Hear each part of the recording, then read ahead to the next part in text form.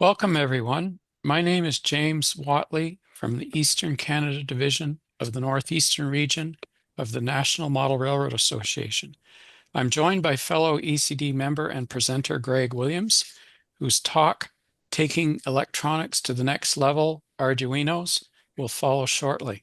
I'll now introduce Greg. Greg is a man of many hats. Besides being the president of the Eastern Canada Division of the Northeastern Region NMRA, he is also an ordained minister, a trained electronics technologist, and he's also experienced in the computer information technology field. Greg and his wife, Barb, live in Canterbury, New Brunswick, in a house they share with their cat, Chica.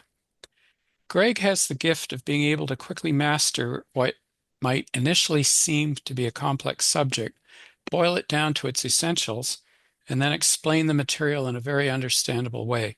You'll see what I mean shortly, as his talk is particularly well suited for anyone contemplating adding microprocessor-based controls or animation to their layout.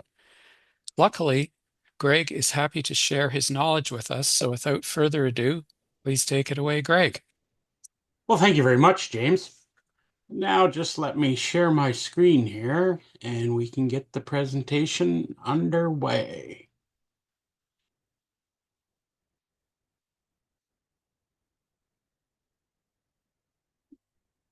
Oh, there it is.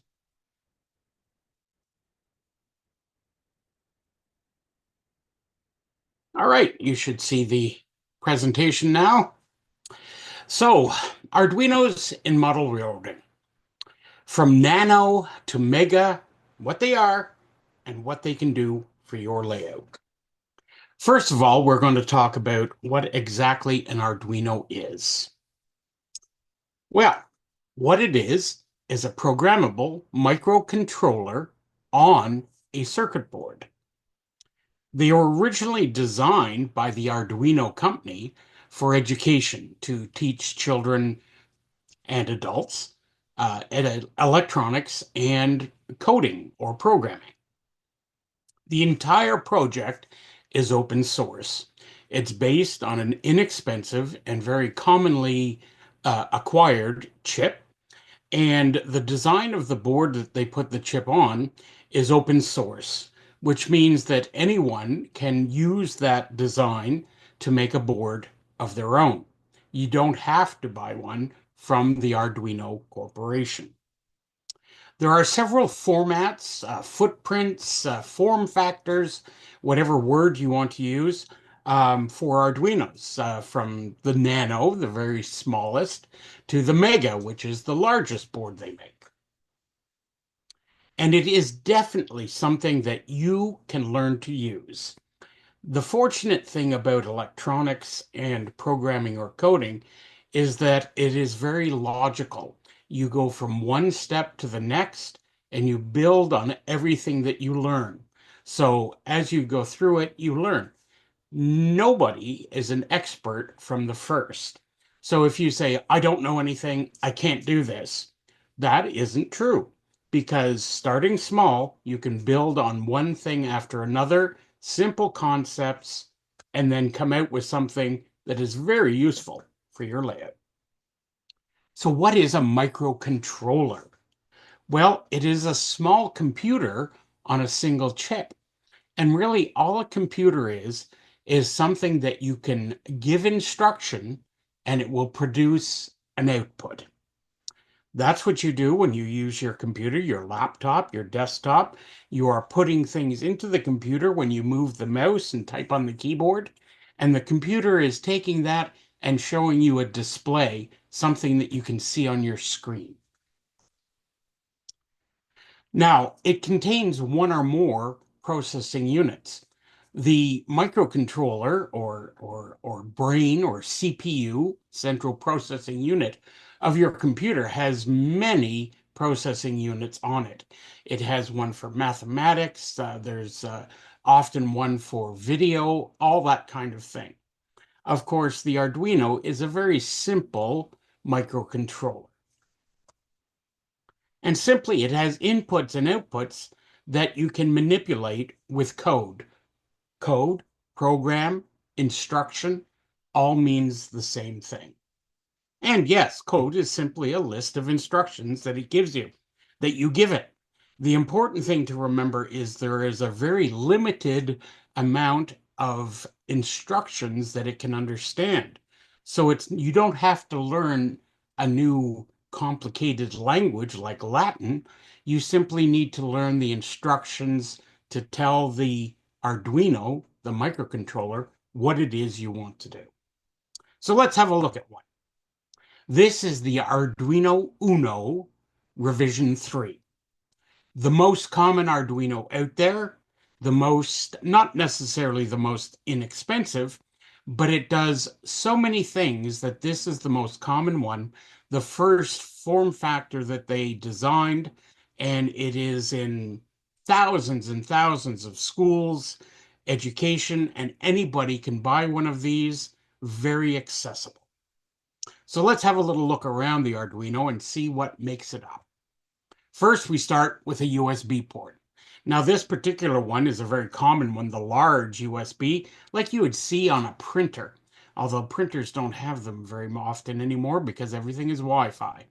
But the USB port is how we connect this little microcontroller to your laptop, desktop, whatever computer in order to program it, to put the code, the instructions into the microprocessor. That's on the lower right hand corner is the actual microcontroller itself. And it's an ATmega 328P. Now, it's a very common microcontroller. They're produced by the thousands by a company called Atmel, and they are very inexpensive. Lower left, we have the DC power jack. Everything runs on electricity, so we have to give the Arduino some power. It can be powered by the USB port, but if you don't want to leave it connected to your computer all the time, you can power it by the DC power jack. On the bottom, you'll see power and ground pins. And you can power your Arduino this way, but it isn't recommended. What these power pins are for is for powering other things that you can plug into the Arduino, such as sensors and anything really that you need to power in order to interface or connect it to your Arduino. And of course, you can't have power without ground. In the lower right, we have the analog pins, and you can see that there are 6 of them. We won't get into what analog means at this point. We'll talk about that later. But this is an input, a set of 6 input pins. On the top, we have digital I/O, digital input output, which we refer to as I/O. Now, I mentioned that there were different footprints or form factors for the Arduino. Let's take a look at a few now. Now we have the Nano. The Nano family is a set of boards with a very tiny footprint, and it is packed with features. There's a Nano for almost every application. The MKR. The MKR family is a series of boards that can be combined to create projects without any additional circuitry. What this means is the MKR boards are equipped with Wi-Fi, Bluetooth, and even more. And then they have the classic line, the Uno, which we just took a tour of, the Leonardo, the Mini, and the Mega. And you might know by the name Mega, it's the largest of the boards. So what sizes are we really talking about here? Well, from left to right, we have the smallest to the largest. And you can see, based on the ruler below, these are not very large boards. They're often referred to as credit card size, although they're a little larger than a credit card. And you can see that the Uno and Mega are both the same width at about 2 inches. Pardon me. At about 2 inches by 2.5, 3, 4 inches. So we're not talking about a very large board. And of course, the Nano Every is the smallest of them, and it is extremely small at about a 1/2 inch by 1.5 inches. So what, you say? This is all great. What can I do with this? Well, essentially, it can bring your layout to life. Forever, model railroaders have been interested in adding life to their layouts with animation. And this began way, way back with simple DC motors to make anything spin or move, just to give your layout some life other than the trains moving. You can do things from simple lighting to very complex automation on your layout. They are extremely inexpensive, which makes it very cost effective to add things to your layout that really will draw the viewer's interest in. And they're customizable. There's an Arduino for every application, and almost all of them can do anything that you can imagine to do. And yes, all your friends are doing it. There have been many articles in the Model Railroad Press describing using Arduinos for a variety of things. So how is it that we program an Arduino? Well, we use what they call the Arduino IDE. What is IDE? IDE stands for Integrated Development Environment. It's simply what you use to program or code the Arduino. Arduino code is most often referred to as a sketch. With the IDE, you can check your code and then upload it to the Arduino board. It's not going to let you upload code that simply doesn't work. You have the ability to read through it, troubleshoot it, and test it before you send it to the Arduino board. Now, that doesn't mean everything is going to work perfect the first time, because it just checks to make sure your code is correct, not that it does what you want it to do. And the Arduino IDE handles all variations of the Arduino boards and many others as well. It also allows you to monitor what's happening. If your Arduino is doing some kind of output, you can actually use the Arduino IDE to see what that output is before you send it to the Arduino to make it do what you want it to do. So let's have a look at what it looks like. It's very simple, really. Um, it's where you type in the code or the instructions for the IDE, the Arduino, I'm sorry. Now you'll see here that there are a variety of instructions, and it really does look quite complicated. But please don't get overwhelmed. Arduino libraries. What is a library? Well, libraries are essentially pre-written code that help you with hardware. For instance, if there are libraries for servos, stepper motors, liquid crystal displays, and yes, DCC. Libraries are simply pre-written code that allow you to do special things with what you're hooking up to your Arduino without you having to write all the code yourself. Oh my goodness, Greg, this is all too much. You've overwhelmed me already, and we're only 15 minutes in. Don't worry. Like anything, you learn over time. You didn't know how to drive the first time you sat behind the wheel. You had to learn where the acceleration pedal was, where the brake pedal was, how to use the shifter, and yes, more importantly, the radio. There are more free resources out there than you can imagine. That's because the Arduino project is intended and designed and meant for learning. You can build on others' code to learn and expand to do what you want. There's code out there for everything. And while it might not do exactly what it is you want to do, you can take it, modify it, and reuse it. It's an open source project, meaning anybody can modify what's already there. So, A simple example. This is the code to make an LED blink. Simple. You said simple. There are 38 lines of code there. But let's just take a look at what's going on, one step at a time. The first 23 lines of this code are comments.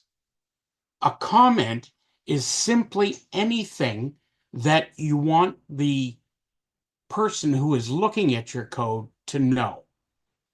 So you'll see here that there is a forward slash and a star at the top, and at the bottom on the 23rd line, there's a star and a forward slash again. Everything that's between those two lines is ignored by the Arduino. It doesn't do anything with it. That is there simply for our information. It's where we can put things in, like you see on line 13, that it was modified on the 8th of May, 2014 by Scott Fitzgerald.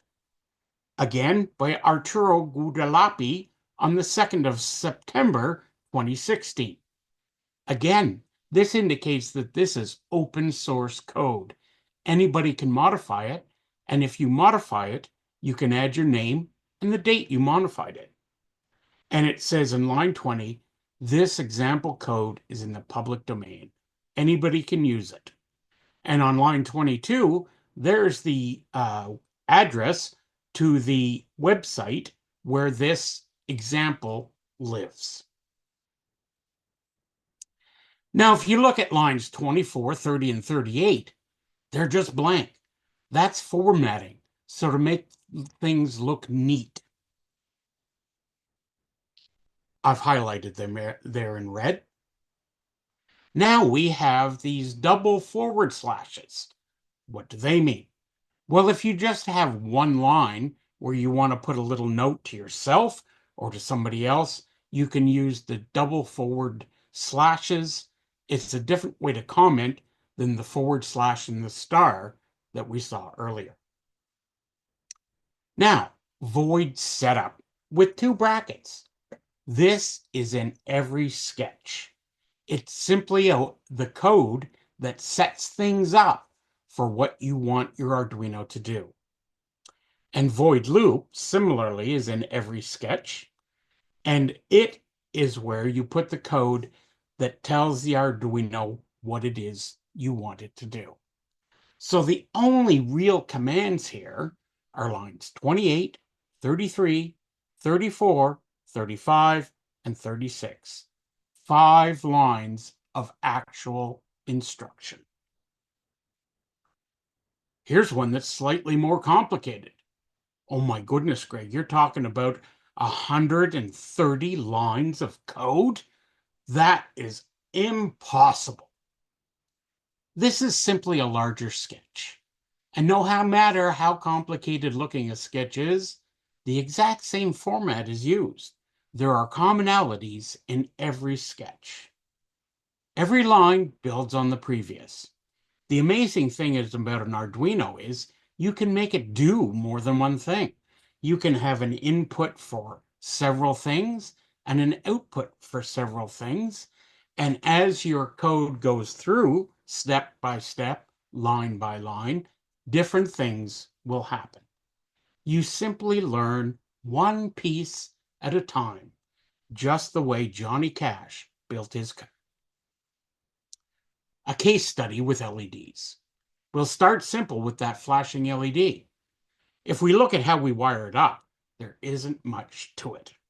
We have a ground, got to have ground, and we have an output, and that's attached to pin 13 of our Arduino.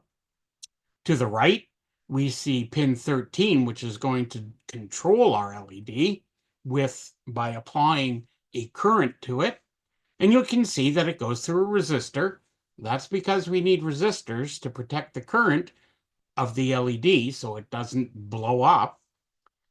And then the LED itself. The positive lead and then the negative lead simply goes to ground. So let's look at that void setup again. So void setup, pin mode, LED built in, output. That means that we're going to set pin 13 of the Arduino as an output. We're going to send a signal out on that pin. We have to tell the Arduino this is what we want. This is the mode that pin is. It's not looking for input from us or from another sensor, but output. And here's the void loop where we put in our actual code. Digital write, LED built-in, high. High means a positive voltage, likely 5 volts, which is what an Arduino board like this uses. So we're going to tell it to go high, which means in digital terms, 5 volts. Then we're going to wait for 1,000 milliseconds. Then we're going to tell that LED built in to go low. So we're going to drag that pin 13 to low or 0 volts. Turns the LED off. We are going to wait another 1,000 milliseconds. And then because this is a loop, it goes back to the first instruction. So what we're going to see is our LED light blink high, low, on, off repeatedly until we remove the power from the Arduino. Practical applications. This is great, Greg, but what can I do with it? A blinking LED doesn't do a darn thing on my layout. Well, there's a program or a project called DCCEX.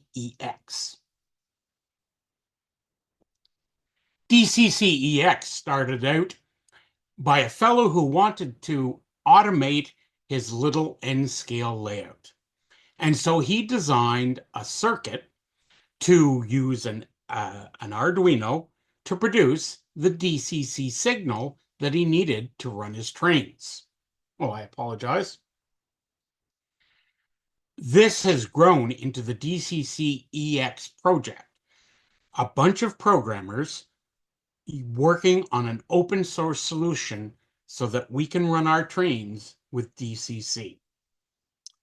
A crossing gate with animation and sound. A model railroad speedometer. Servo turnout control. And index turntable control. These are the practical applications I'll show you today. First of all, the DCCEX programming base station. This is a very simple project that I made up. I didn't write any of the code for it. It is supplied by the fellows that make up the DCCEX project. It's a simple matter of downloading their executable file to install the software and then hooking up the power. As you can see, it's very simple. At the bottom of the stack on the left, we have the DCCEX Uno. That's a simple Uno board. On top of that, we have another board called a motor shield. A shield, in Arduino terms, is a board that stacks onto the Arduino in order to get it to do more. In this case, the motor shield is intended to control motors. Using that motor shield, we can generate the DCC signal. To the right of the little stack of boards, I have a very simple power supply, 14 volts, 2 amps. And as you can see, I paid $5.99 for that at Value Village. And I have a toggle switch. The toggle switch is used to switch my own output between programming and running with the DCC EX base station. The next evolution to that, a DCC EX system with a Wi-Fi shield. Now on the bottom here, you can see that I have a much larger board. That's the Mega. One of the features of the Mega is that it has more memory. And the DCCEX project needs that memory in order to allow Wi-Fi to be added. The next board you see is the motor shield again. Same motor shield as before. And on top of that, I have stacked another shield that provides the Wi-Fi. With that, I can run trains from my phone. Oh, what do we got here? Well, very simply, I've got the DCCEX base station in the lower left-hand corner. I have a DC to DC buck converter to the left of that. That simply allows me to use one power supply to power everything. At the top is the power supply that you'll see is an 18 volt, 6.5 amp power supply. The board on the middle right is a 5 amp booster from the MERG project in the UK. With this, I have a full base station, 5 amps of power going to the layout, and it is all Wi-Fi controlled. Again, Greg, that's too much. I can't do that. You don't have to. The DCCEX guys have developed an all-in-one board called the DCCEX CSB1. This is a complete 5 amp booster base station in one board. You simply connect DC power on the DC power jack and you're good to go. You can see that it has two connectors on the left. One of those is to the layout to run, and the other one is your programming output. This base station, ready to go except for the power supply, is going to run about $100. Much cheaper than buying an NCE or Digitrack 5 amp base station system. So here we have the crossing gate with animation and sound. I've got a little video to show you how this works. You can see the locomotive approach from the left. The crossing gates lower, the lights start, and the bells ring. As the locomotive approaches the right-hand sensor, you will see that it clears the crossing gates to allow traffic to go once again. Same thing going back the other way. Now, of course, these are not scale crossing crossbucks, but you can buy them anywhere from several manufacturers that work the same way. Or you can roll your own and do it yourself.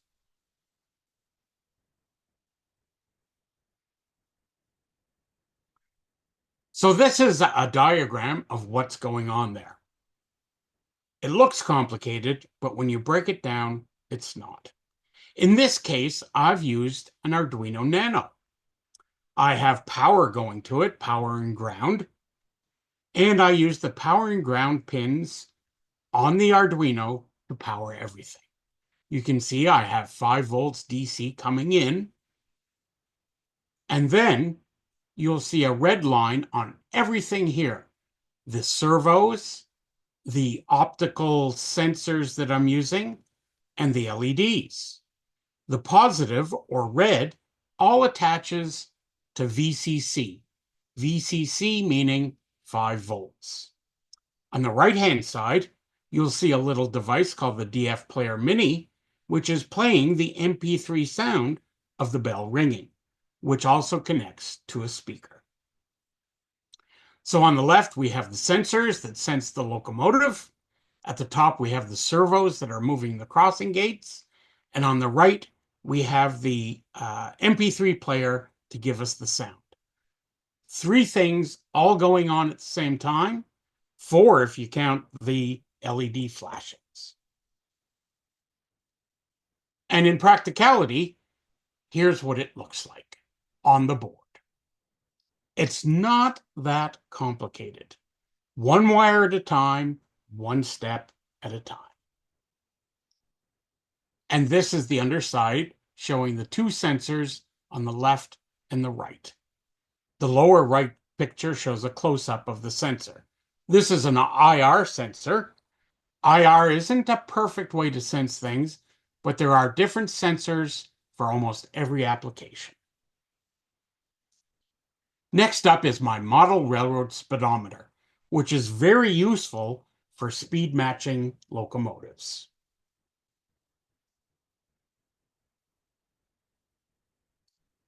You can see I've used the same sensor board, and the locomotive approaches from the left.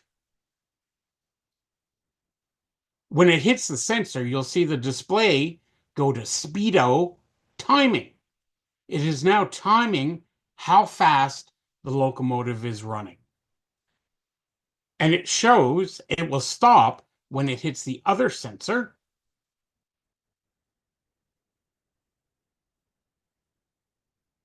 And then the speedo is finished, and it shows us the speed in kilometers per hour and miles per hour. Here's a close-up of what the display is showing. As it waits for the locomotive, it simply says, waiting. As soon as the locomotive hits the first sensor, it begins its timing. And of course, depending on the speed of the locomotive, it takes a certain amount of time to reach the second sensor. When it reaches that, it will say that the timing is over and will display for us what the actual speed of the locomotive is. If we know the exact distance between the two sensors and we know the time it takes, we can calculate what the speed is.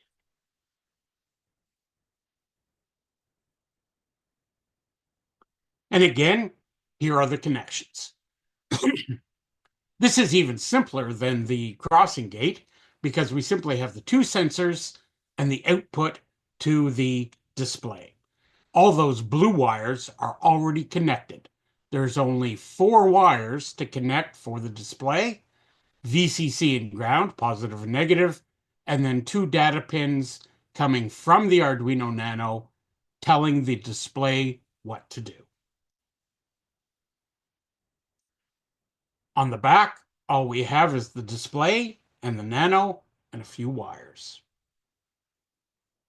You can also control servos directly from the Arduino. Here you see a little servo turnout control circuit. So, how are we going to solve this problem? Well, each servo needs a control line. Every servo has 3 wires, positive, negative, and the control line. Then we need inputs to control the servo, either by using a push button or a toggle. And then we need output to show us what position the turnout is in. Now, the thing is, on a Uno or smaller board, we have a limited number of I/O or input-output lines. You can see here at the top that there are only 14. 0 to 13 gives us 14 lines. The Mega has many more input-output lines. That's great for attaching more servos. However, we are still limited. First off, will be so many wires coming from the Arduino. The other problem is power. We can power our Arduino and power the servos from the Arduino, but it can only handle so many. And if we want to hook up a lot of servos for many turnouts, we need something else. Another solution is this board. With this, we only need 2 wires coming from the Arduino, similar to that display, and then power. And the great thing is we can add extra power through this center power block at the top so that we can run 16 servos on every board. And the servos connect directly to the board on the row of pins at the bottom. And again, separate power, so we don't have to rely on the power coming from the Arduino. And even better, these little boards can be daisy chained up to 62 boards on a single Arduino. Resources. There are many. Here's just a few that I've used frequency. Arduino.cc, the original Arduino page, where you can get information and buy genuine Arduino boards. Hackster.io. Hacking is not a negative thing. Hacking is a good thing, especially if you're a model railroader. And they have a page for the Arduino. DroneBot Workshop.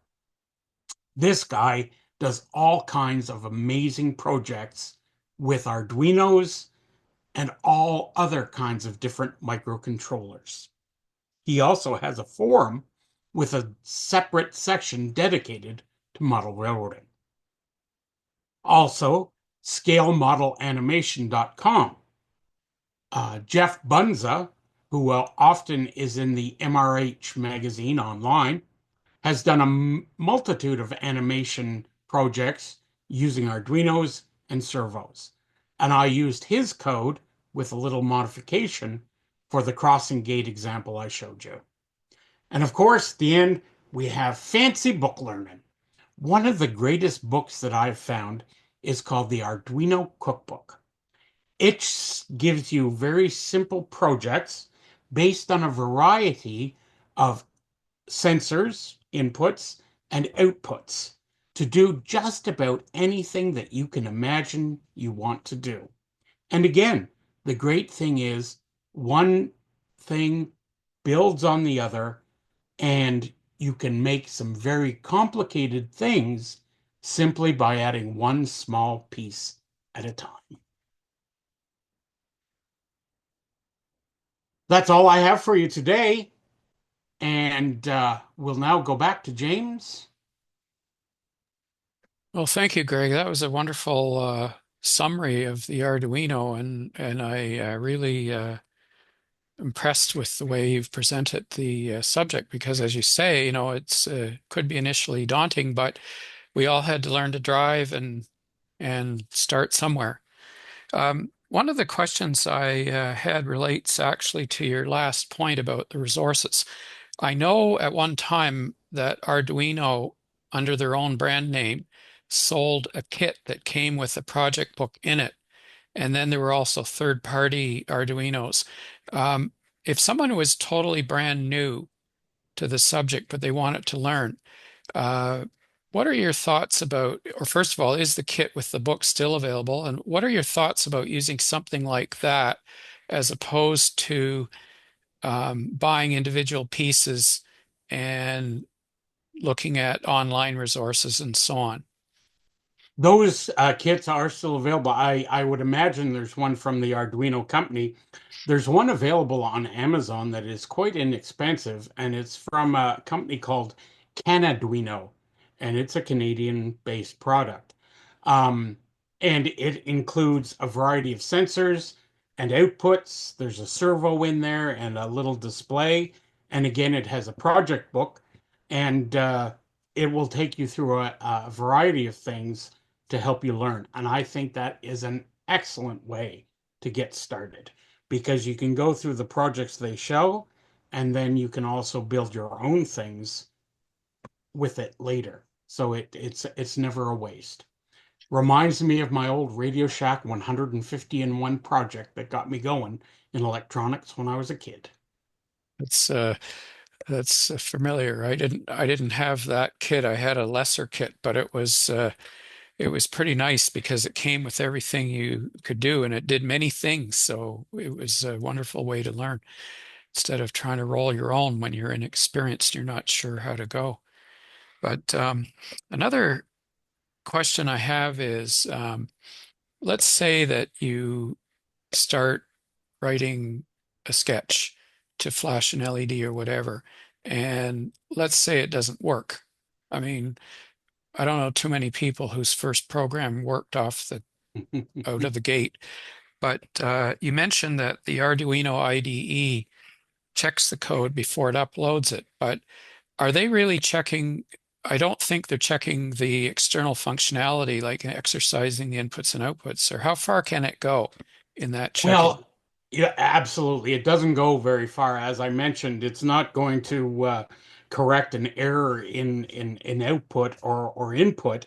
It may not do what you want it to do, but what the Arduino IDE is checks is what we call the syntax or the grammar. It makes sure that you have things spelled right, that you have the appropriate semicolons in the right place, that kind of thing, because that's the first trip up is simply typing in something wrong in your code, and that you can spend hours trying to look and then discover that all your error was that you missed a period or a semicolon or an I or something like that.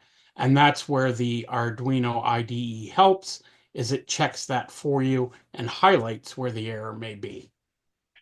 Is there such a thing as an emulator package available for the Arduino that would allow you to take your code, put it in the emulator, and then pretend that you're exercising the external I/O to see if it works that way? Absolutely. The very common free software that is developed by AutoCAD, which Steve Hill mentioned in his presentation on 3D printing, called Tinkercad.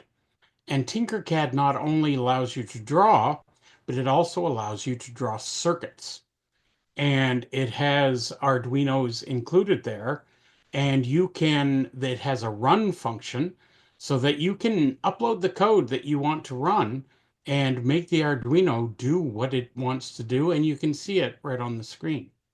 Well, that's quite impressive. So most of people nowadays exploring new technology in model railroading seem to be interested in 3D printing and Arduino. So there's a two for one. If That's you right, and learn it's how to free. use Tinkercad, That's right. then you could call 1-800 call Steve.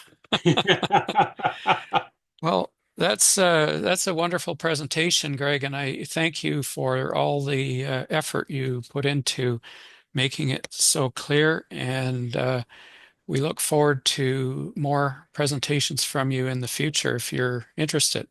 Thank you very much. Absolutely. Thank you very much.